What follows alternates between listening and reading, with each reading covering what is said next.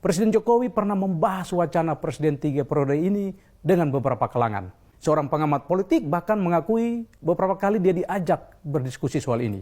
Presiden Jokowi juga pernah menemui Ketua Umum PDI Perjuangan Megawati Soekarno Putri dan menyampaikan wacana Presiden 3 periode, namun ditolak mentah-mentah oleh Megawati. Bahkan Jokowi juga mengajukan wacana perpanjangan masa jabatan presiden dan penundaan pemilu. Namun lagi-lagi Megawati menolaknya dengan alasan melanggar konstitusi. Saya menduga penolakan Megawati ini yang membuat Jokowi kecewa. Di masyarakat berkembang anggapan Jokowi tega mengkhianati Megawati dan PDI Perjuangan karena tersinggung, sakit hati karena sering dicap sebagai petugas partai. Disebut Megawati bukan apa-apa tanpa PDI Perjuangan. Namun menurut saya ini bukan faktor utama. Terlalu picik jika hanya karena ucapan itu Jokowi sampai mengkhianati Megawati dan PDI Perjuangan yang telah membesarkan Jokowi, anak dan menantunya. Jadi sekali lagi sobat, menurut saya penyebab Jokowi berkhianat adalah karena dia kecewa terhadap Megawati yang menolak ambisi kekuasaannya. Lantas,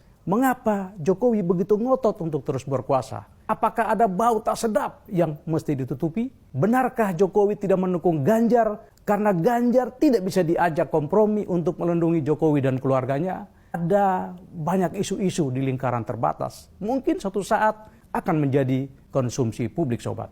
Sobat, sikap ngotot Jokowi untuk menjadikan Gibran cawapres memunculkan kekhawatiran besar di masyarakat tentang kemungkinan pemilu curang.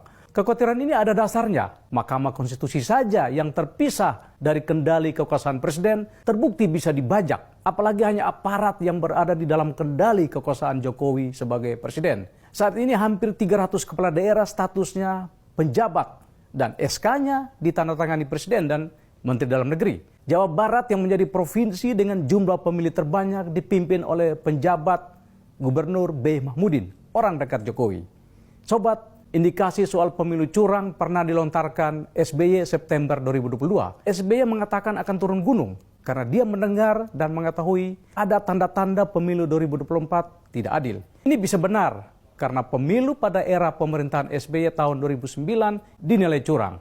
Salah satu indikatornya adalah hampir 40 juta warga yang gagal menggunakan hak suaranya karena persoalan daftar pemilih tetap. Apakah Jokowi akan curang? Jika kita berkaca pada praktek menghalalkan segala cara untuk menghantarkan Gibran sebagai cawapres, maka bukan tidak mungkin praktek serupa akan dipakai Jokowi guna memenangkan Prabowo Gibran. Jadi sobat, mari kita perjuangkan bersama supaya pemilu berlangsung jujur dan adil. Setelah Mahkamah Konstitusi dibajak oleh dinasti politik dan oligarki politik, jangan biarkan mereka membajak pesta demokrasi kita.